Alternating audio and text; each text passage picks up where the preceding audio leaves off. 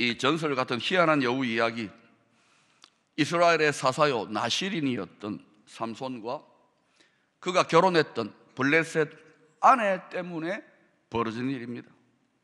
나실인이라는 것은 태에서부터, 어린 시절부터 특별한 하나님의 사명을 위하여 구별되어진 사명적 존재입니다. 그리고 사사로 세워져요. 이스라엘 사람들도 이방 여인하고 결혼 안 합니다. 근데 사사요 나실인이 이방 여인들 중에서도 철천지 원수인 블레셋 여자하고 결혼을 합니다. 자기 마음에 드니까, 자기 취향대로, 자기 육체의 정욕대로 덥석 사사가, 나실인이 블레셋 여인을 맞이합니다. 부모들이 반대했어요. 주변 사람들이 그러면 안 된다 했지만 삼손은 영향력이 막 힘이 셉니다. 어른들 말 안 듣습니다. 그냥 저질러 버리는 거예요. 우리 그런 말 갈지 마오, 못 갔습니다. 이게 망하는 길인데 그 길을 가는 거예요. 즐겁고 행복하고 내가 즐기겠다는데, 내가 좋은데.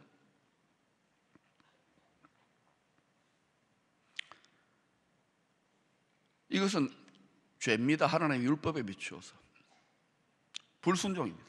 그런데 사사기 14장 4절을 보면 이런 삼손의 불순종의 행동에서 일어난 블레셋 여인과의 결혼조차 원수 블레셋을 치기 위하여, 심판하기 위하여 하나님께서 사용하시는 일이라고 말씀합니다. 이야, 이 놀랍습니다. 하나님은 우리의 거룩과 공의와 우리의 순종을 통하여 심판하실 것 같은데, 때때로 비상사태에서는 하나님은 때로 우리의 성도들의 사사의 죄와 허물과 연약까지도 사용하셔서 원수들을 진멸하시는 분이라는 말입니다. 그만큼 하나님은 제한이 없어 전지전능한 분입니다.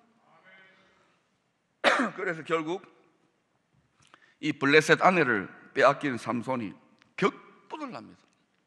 삼손이 하나님의 거룩한 공의로 블레셋을 치겠다는 것이 아니라 개인적인 원한, 자기 마누라 빼앗긴 그러한 원통함과 울분을 가지고 네 죽고 내 죽자 하는 마음으로 달려가는 거예요.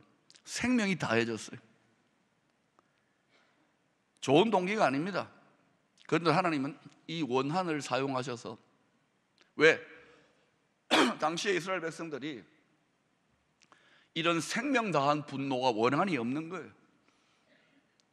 노예처럼 살아가고 있어요. 블레셋의 개돼지처럼 살아가고 있는데도 원한이 없어요. 노예로 사는 게 길들어져 가지고 얼마든지 이길 수 있고 넘어뜨릴 수 있는데 그냥 그렇게 사는 거예요. 하나님 하도 답답하니까 삼손에게 개인적인 원한을, 앙심을 품게 만들어 가지고 죽으면 죽으리라고 격분하면서 싸우는 거예요. 근데 삼손이 자기 장인어른하고 처갓집만 쳐버리는 것이 아니라 블레셋 사람, 블레셋 민족 전체를 쳐버리겠다고 굳게 결심합니다. 그래서 삼손이 어떻게 블레셋을 칩니까? 당시에 이스라엘에 수많은 하나님의 백성들이 있습니다. 몇백만 되었을 것입니다. 또 싸움에 나갈 군인들, 군사들도, 장정들도, 용사들도 수십만 명이었을 것입니다. 그런데 이 싸움에 어때요? 삼손 혼자 나섭니다. 개인적인 원한에 사로잡혀가지고 죽으면 죽으리라고 나선 삼손 한 명만 싸웠습니다. 또 하나님이 삼손 한 명만 싸우는 게 좀 안타까웠던지 하나님이 지혜를 주셔가지고 제갈공명도 상상할 수 없는 귀신이 곡하고 신출 귀몰하고 기절초풍할 만한 세계 전쟁사에서 유례가 없는 군인들을 동원하는데 바로 여우 300마리입니다. 블레셋 땅에 여우 300마리를 붙잡아가지고, 여우가 꼬리가 깁니다. 오죽하면 굼이 옵니까? 그 긴 여우 꼬리를 묶어가지고 거기에 기름칠을 잔뜩 해놓은 막대기 회를 달아서 불을 붙입니다. 횃불이 만들어진 거예요. 자, 어떤 일이 납니까? 자, 우리가 여우라고 하면 상상해 보십시다. 꽁지에 불이 붙었어요. 그런데 그것도 한 마리 불 붙으면 직진만 할 겁니다. 그런데 이게 두 마리의 짐승입니다. 한 마리는 이쪽으로 하려고 그러고 한 마리는 저쪽으로 하려고. 좌와 우, 진보와 보수, 공리와 사랑, 왔다 갔다 하는 거예요. 그러니까 막 지그재그로 막 미친 듯이 300마리 두 마리씩 묶었으니까 150대의 불의 전차가 블레셋 전역을 미친 듯이 질주를 하는, 미친 듯이 질주를 해요. Chariot of Fire, 횃불 전차 150대가 블레셋 땅 전역을 얼마나 또 꼬리에 불 붙었으니까 이 여우들이 다른 때보다 얼마나 빨리 달리겠어요. 순식간에 불바다가 되는데 또 이 여우들이 서식하는 곳이 주로 논이나 산이나 이런 데 아닙니까? 그러니까 막 곡식이 무르익은 논밭을 다 태워버려요. 곡식 단지 낯가리 거대하게 이렇게 쌓아놓는데 거기도 막 지나가면 불 다 태워버리고, 또 보니까 막 이제는 포도가 무르익어가지고 따기 일보 직전인데 포도원에 들어가서 싹 불 태워버리고, 감람나무, 올리브 나무가 무성한 열매가 무르익은 그 올리브 숲도 다 불 태워버려요. 나라 전체가 150대의 여우 횃불 전차, 불의 전차로 말미암아 전부 다 거들이 났습니다. 여러분, 이 여우 꼬리에 매단 횃불은 무엇입니까? 이사야 62장 1절을 보면 구월이 횃불같이 나타나도록 하나님께서 쉬지 않고 일을 하고 계신다는 표현이 나옵니다. 구원이 횃불같이. 이 횃불은 물리적인 횃불로 생각하지 말고 구원의 횃불 아닐까요? 구원의 횃불. 적에게는, 원수에게는 심판의 횃불이지만은 하나님께는, 이스라엘 백성들, 하나님의 백성들, 성도들에게는 구원의 횃불 아닐까요?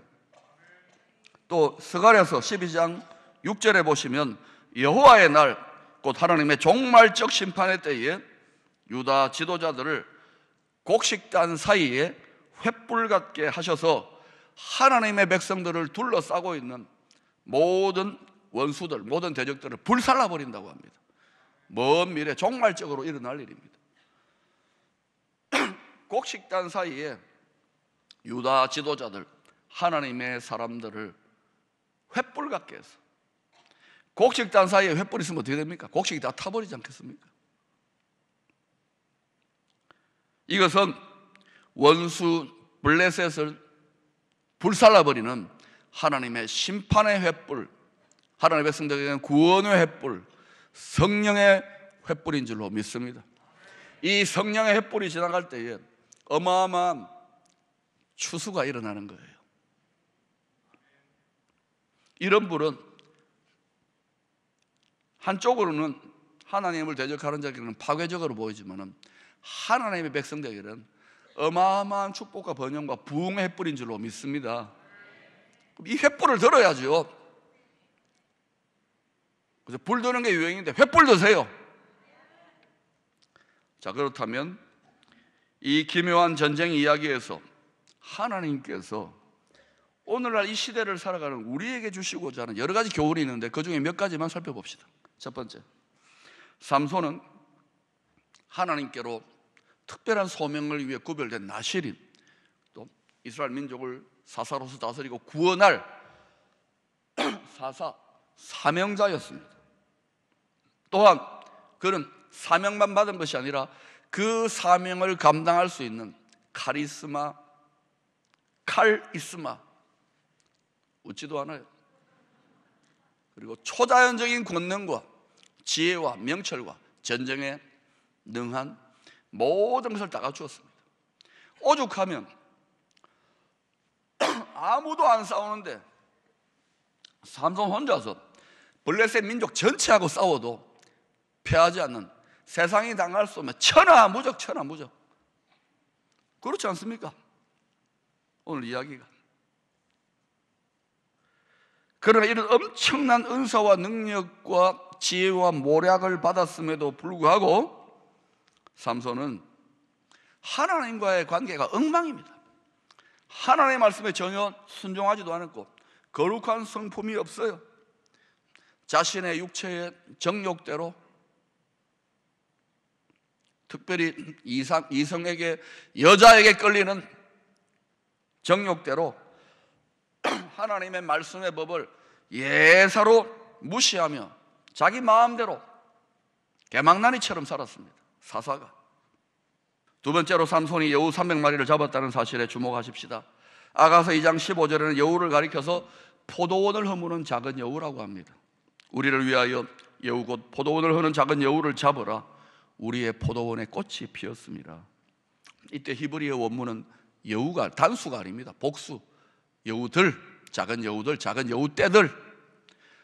도적도 좀도둑 한 명이면 그냥 잡을 수 있습니다. 근데 이게 도적떼가 되면은 좀도둑도 떼거리로 나오면은 이게 힘들어지는 거예요.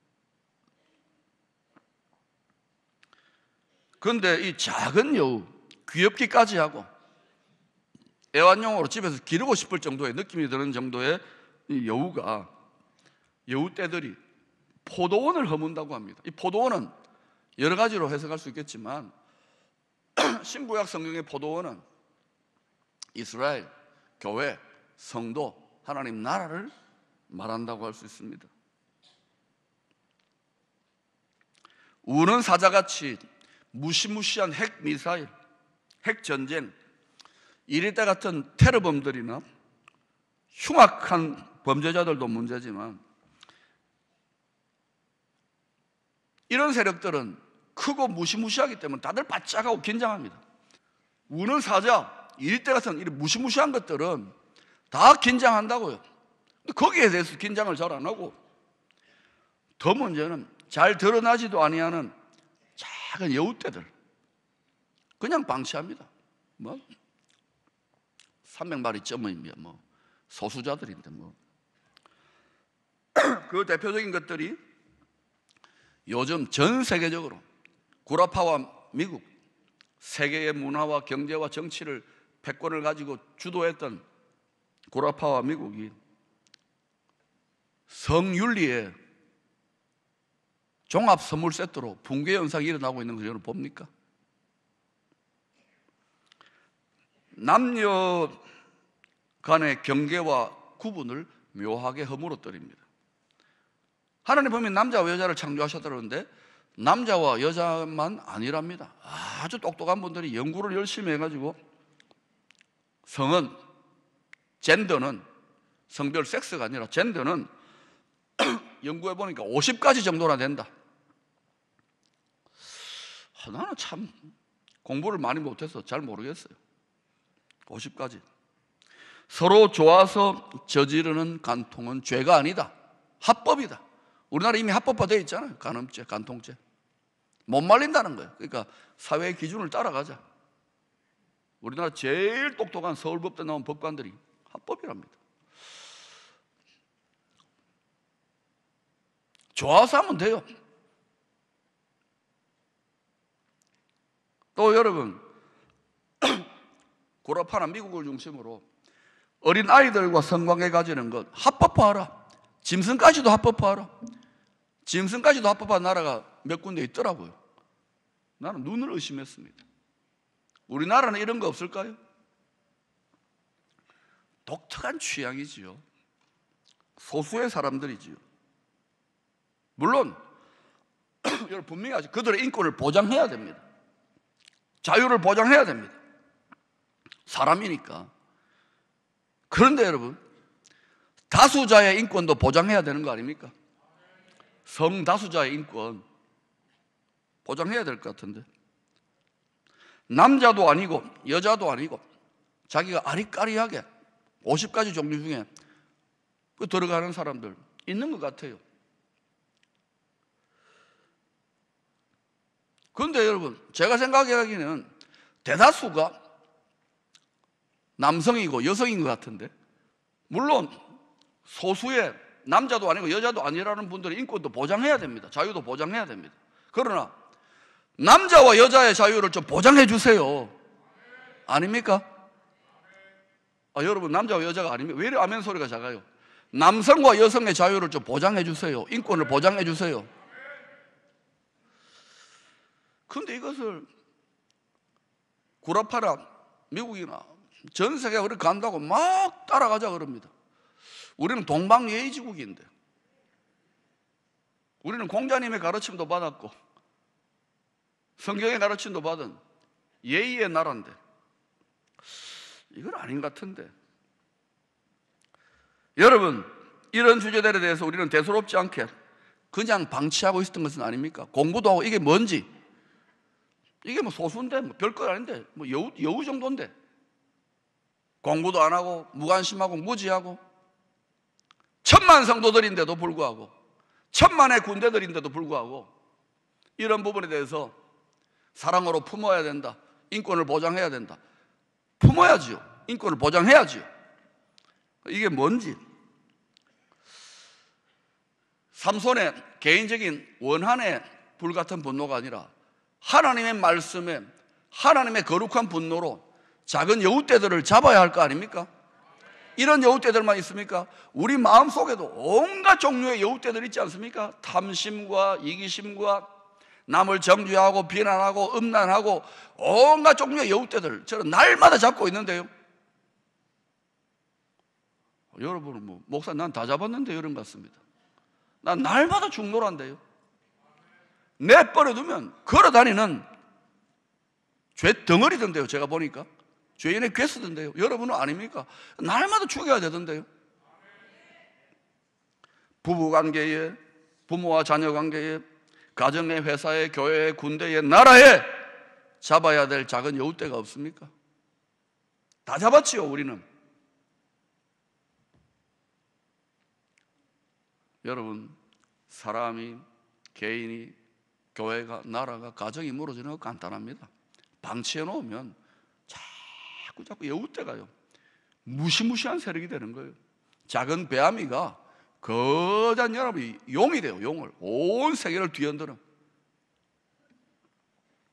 세 번째로 우리가 생각해 볼 교훈은, 이 이야기에서 원수 블레셋을 물리친 삼손의 300용사는 다름 아닌 여우 300마리였습니다. 여러분, 이 말씀을 연구해 보니까 기드온의 300용사만 있는 게 아니에요. 삼손의 300용사, 여우들, 들짐승들 300마리. 오죽하면 하나님이 망나니 같은 개인적인 원한에 잡혔던 사사도 아닌 사사 삼손과 그 외에는 아무도 싸우려고 하지 않으니까, 아무도 분노, 거룩한 분노가 없고 공의로운 하나님의 공의를 따른 거룩한 분노가 없으니까, 저항하지 않으니까, 프로테스탄트가 안 되니까 하나님이 들짐승 300마리 삼손에게 그거 잡아가지고 쓰라고. 이 기이한 전쟁에서 삼손이 잘 싸웠다, 여우 300마리가 맹활약을 했다, 기드온의 300용사는 진짜 정예부대다, 이런 뜻이 아닙니다. 그들이 돋보여지는 게 아닙니다. 온 세상에 엉망진창이고, 심지어 하나님에서 하나님의 교회가 잠들어 있어도 누구든지 한 사람이라도, 아니 한 사람도 없어도 생명 다해 싸우고자 하는 자는 하나님의 전쟁, 하나님의 능력, 하나님의 진노가 느껴지지 않습니까? 오늘 이 삼손 전쟁 이야기에서 싸운 분은 딱 한 분입니다. 삼손이 아닙니다. 하나님 한 분입니다. 얼마나 비극입니까? 온 이스라엘 백성들이 하나님의 백성이라고 합니다. 천만 성도라고 합니다. 로마서 8장 31절에 바울은 감격의 확신 속에서 그리스도의 군사들에게 이렇게 외칩니다. 여러분이 큰 소리를 읽어보십시다. 시작.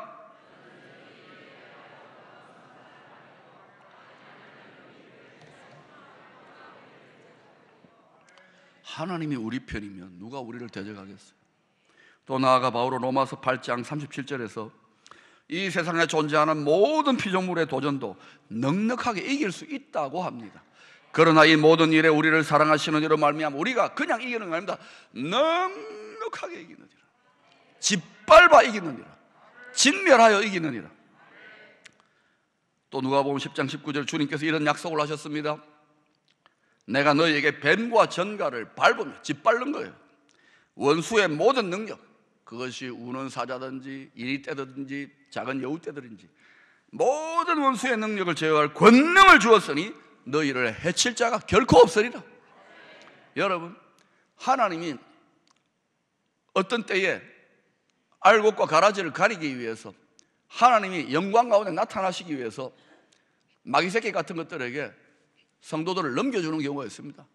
성도의 권세가 깨어질 때가 있습니다. 그거는 여러분 죽어주는 거예요. 실제로는 필사적생, 죽는 것 같은데 이기는 거예요. 십자가가 바로 그거 아닙니까?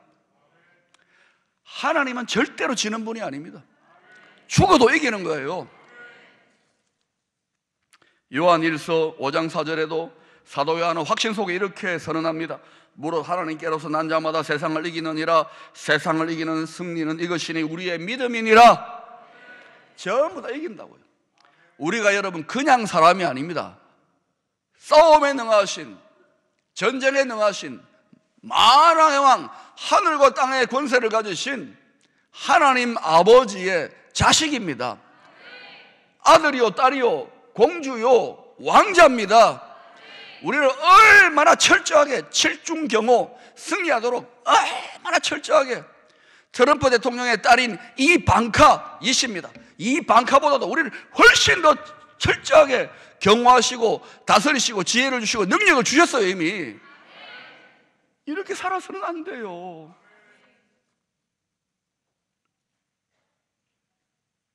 사랑하는 여러분, 한국교회가 대한민국을 130년째 섬기고 있습니다. 이 나라의 근세사를 살펴보면 하나님이 이 나라에, 하나님의 백성들에게 하나님의 나라를 만들어 보라고 여러 번 기회를 주신 것을 발견할 수 있습니다. 왜? 역사는 히즈 스토리, 하나님의 스토리이기 때문에. 역사를, 근세사를 읽어보세요. 우리 한국의 모든 고대사를 읽어보세요. 그 고난과 수많은 침탈을 받았던 한 많은 민족에게 마지막 때에 열방을 밝히는 어마어마한 축복의 사명을 맡기고자 여러분 믿음의 선진들이 기회를 주시는데 다 자빠지고 넘어졌어요. 저는 이 기회를 놓치고 싶지 않아요. 큰 위기지만 어마어마한 기회입니다. 여러분이 안 믿으면 저 혼자라도 믿을 거예요. 왜? 한 사람만 제대로 믿어도 열방을 바꿀 수 있다고 그러니까. 이스라엘 민족 전체가 두려워 떨 때 다윗 하나가 골리앗 무너뜨리니까 다 전세가 역전됩니다. 한 사람의 믿음이 그렇게 중요한 거예요. 여러분 가운데 그런 한 사람, 여러분의 자녀들 가운데 그런 한 사람 나오면 안 되겠습니까? 숫자를, 큰 교회를 자랑하지 마세요. 덩치값을 해야지요. 그리스도의 군사들이여, 깨어일어나 함성을 지르십시오. 탐심의 질그릇을 깨뜨리십시오. 그 질그릇 속에 고이고이 감추어져 있던 성령의 횃불, 성령의 권능과 지혜와 모략과 명철을 온 세상 가운데 나타내십시오. 그리하여 그 횃불을 들고 열방에 다 캄캄하여서 죽어가고 탄식하고 괴로워하는 그곳에 불의 전차, 체리엇 오브 파이어, 150대의 여우의 횃불 전차처럼 미친 듯이 좀 달려가 보세요. 생명 다해, 마음을 다해, 힘을 다해, 뜻을 다해 좀 달려갔으면 좋겠어요.